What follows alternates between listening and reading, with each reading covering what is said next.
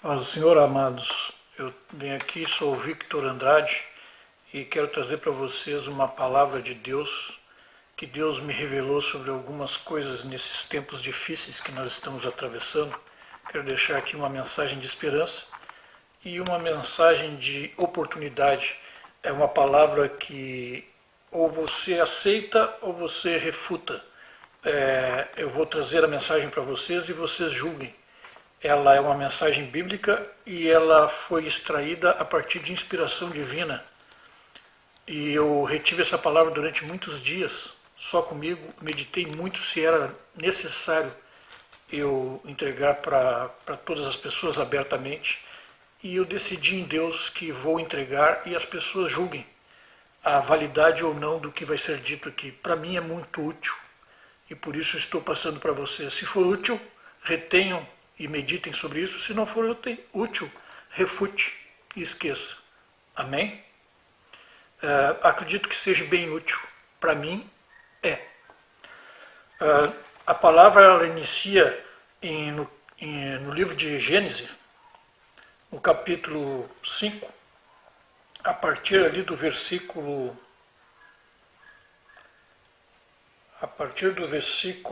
18. Vamos ler a partir do versículo 18.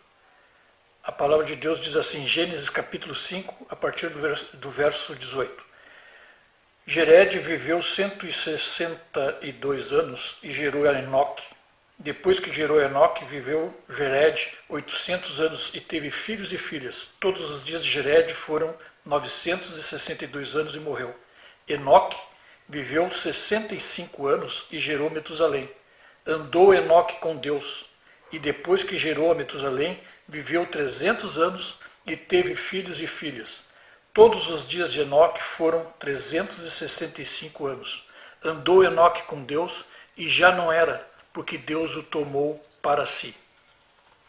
Irmãos, tem muito se falado na vinda de Jesus Cristo, e uns dizem que antes vai ser revelado o homem da iniquidade, o anticristo, e então virá a tribulação sobre toda a terra e sobre inclusive a igreja, e que portanto a igreja passará pela tribulação. Outros acreditam que Jesus livrará a igreja da tribulação, virá buscar a igreja antes, portanto a igreja não passará pela tribulação, será livrada desta hora.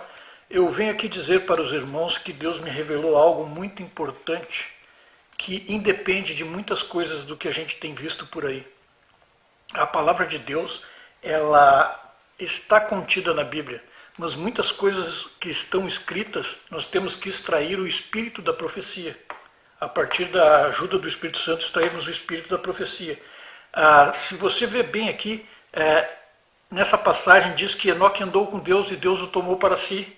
E ele já não era mais, porque Deus o tomou para si. Aqui não diz que tomou vivo a Enoque. E nem que matou Enoque, diz que tomou para si. Enoque já não era porque Deus o tomou.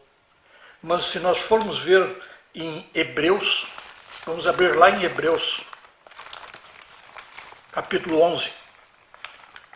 Nós vamos ver a explicação dessa passagem lá de Gênesis. Hebreus capítulo 11, o verso 5 diz assim, pela fé, veja bem, pela fé, Enoque foi trasladado para não ver a morte.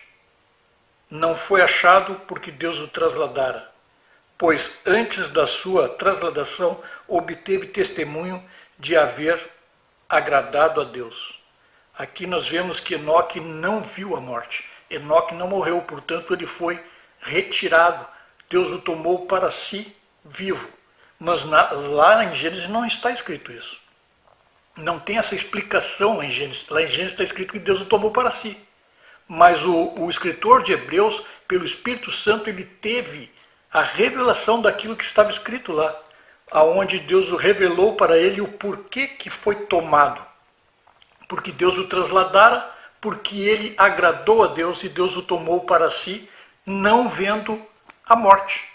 Então ele foi tomado vivo para Deus.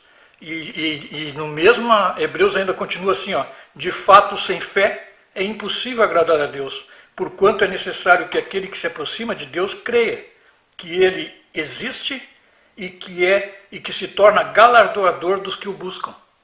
Então nós cremos que Deus existe, nós temos que também crer que ele é galardoador, ou seja, ele nos dá os presentes, as coisas necessárias que buscamos, as coisas necessárias que precisamos e aguardamos. Ele é o nosso galardoador, ele vai nos dar aquilo que é necessário. Basta nós pedirmos. Nosso Mestre Jesus Cristo, nosso Salvador, nos ensinou para que peçamos. Então nós devemos pedir. E o que nós vamos pedir então?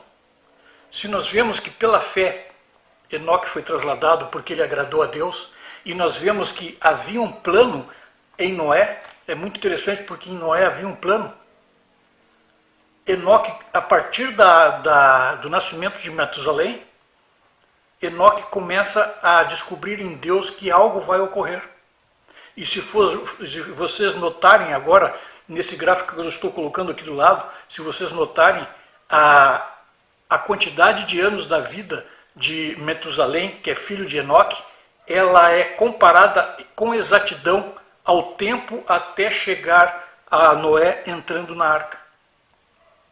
Então, Metusalém, por aviso divino, ele entendeu que algo de juízo ocorreria sobre a terra. A partir do nascimento de Metusalém, Enoque já começou a se preparar para esse acontecimento e certamente pedia para o Senhor livramento. Ele pedia constantemente para o Senhor livramento, porque ele sabia que algo de julgamento sobre a terra iria ocorrer. Ele olhava a terra toda corrupta e ele via que aquilo ali teria um julgamento de Deus sobre aquelas coisas. E com o nascimento de Metusalém, algo ocorreu entre Enoque e Deus, onde Enoque percebeu, foi alertado de que o julgamento estava por vir. Porque é muito interessante que bate o número de vezes do filho de Enoque, que é Metusalém, até o ano aonde Noé entra na arca. Pode verificar aqui no gráfico. Ele entra na arca, Noé entra na arca, Metusalém naquele ano, Metusalém morreu. Um pouco antes de Noé entrar na arca, naquele ano, Metusalém morreu, marcando o tempo. Enoque, sabendo que algo iria ocorrer, Enoque busca Deus constantemente, ele anda com Deus e ele pede para Deus livramento. Ele pede com tanta veemência que Deus ouve o clamor. E Deus tem um plano de livramento da humanidade em Noé. A partir da arca, Deus julga toda a humanidade para a destruição, mas livrando Noé na arca. Isso é figura da vinda de Cristo para livramento da igreja. Mas existe algo, isso é o arrebatamento da igreja, mas existe algo que se chama trasladamento. E isso aconteceu com Enoque. E independe se é na vinda de Cristo, independe, é a busca, é resultado de uma busca. Com Enoque ocorreu com Enoque. Então pode ocorrer. Basta que buscamos. Basta buscarmos. Isso é profundo, irmãos. Ou se aceita ou se refuta. Jesus vai vir buscar a igreja e eu creio no pré-tribulacionismo, que a igreja vai ser livrada da hora da tribulação. Nós não vamos ver uma tribulação tremenda que está se avizinhando aí para o mundo. Está vindo uma tribulação tremenda, mas a igreja vai ser livrada desta hora. Mas eu vou me preocupar em esperar que o anticristo seja revelado, eu vou me preocupar com isso ou com aquilo. Não, eu vou me preocupar como Enoque. Eu vou clamar a Deus para Deus me livrar. Ou no arrebatamento, ou até mesmo antes, porque havia um plano em Noé. E se cumpriu e Noé foi livrado. Através da arca. Ele foi livrado. Mas, muito antes disso ocorrer, Enoque buscou tanto a Deus que foi livrado no período deste projeto de Deus. Durante esse período, Enoque foi retirado, livrado para não ver a morte. Isso é tremendo, irmãos. Então, eu pergunto, o que nós vamos pedir nesses tempos difíceis? Que a peste não chegue na minha casa, que eu fique livre da miséria, que seja revelado de uma vez o homem iníquo, para que então haja a profecia cumprida, então a esperança se renove da vinda de Jesus Cristo. Nós temos que buscar a Deus, e quando Deus perguntar, nós temos que saber responder. Vamos abrir em Marcos, capítulo 10. Olha que tremendo, irmãos. Marcos, capítulo 10. A partir do versículo 50. Fala sobre o cego de Jericó.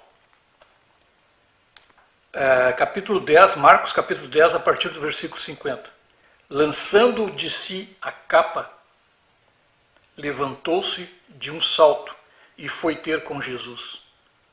Perguntou-lhe Jesus: que queres que eu te faça? E o cego respondeu: Mestre, que eu torne a ver. Então Jesus lhe disse: vai, a tua fé te salvou. E imediatamente tornou a ver e seguia Jesus estrada fora. Um cego chegou a Jesus clamando e pedindo por livramento. Jesus olha para o cego e ainda pergunta: o que tu queres que eu te faça? Parece óbvio que o cego iria dizer: que eu veja, Senhor.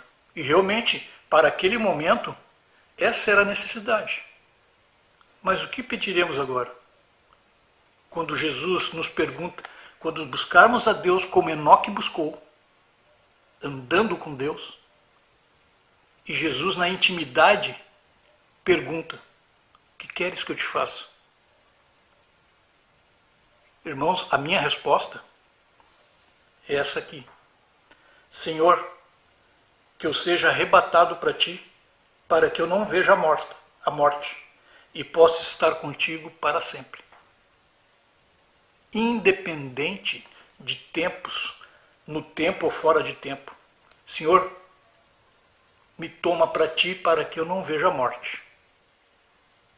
Isso independe de qualquer teoria pré-tribulacionista, pós-tribulacionista. Isso é trasladamento. Glória a Deus por isso. Irmãos, para aqueles que acham estranha essa interpretação, eu tenho para dizer que Jesus pareceu muito estranho para aqueles fariseus e escribas, doutores da lei, porque ele curava no sábado. E a lei dizia que não se fazia nada no sábado. Eles olhavam para aquelas letras e diziam: esse aí não pode ser o Messias, ele faz tudo ao contrário. Ele não faz o que está escrito aqui. Irmãos, aqui existem palavras e frases. Às vezes não está escrito aquilo que Deus está nos revelando, mas a verdade está ali. A verdade está ali. Algumas coisas e suas possibilidades não estão escritas, mas elas estão lá. Basta que a gente busque pelo Espírito Santo a confirmação, a elucidação, e o Espírito Santo vai nos revelar profeticamente o que está contido naquela palavra. Assim como em Gênesis não está escrito se Enoque foi tomado vivo ou morto, mas o escritor de Hebreus, pelo Espírito Santo de Deus, foi revelado a ele a explicação daquele transladamento. Houve um transladamento de Enoque para que ele não visse a morte, porque ele agradou ao Senhor. Então nós devemos agradar ao Senhor e mantermos intimidade com o Senhor. E no momento de intimidade, quando o Senhor nos perguntar: que queres que eu te faça? Saibamos responder com sabedoria o que nos é necessário. Que queres que eu te faça? Senhor, que eu seja arrebatado para ti. Me toma para ti, Senhor, para que eu esteja eternamente contigo.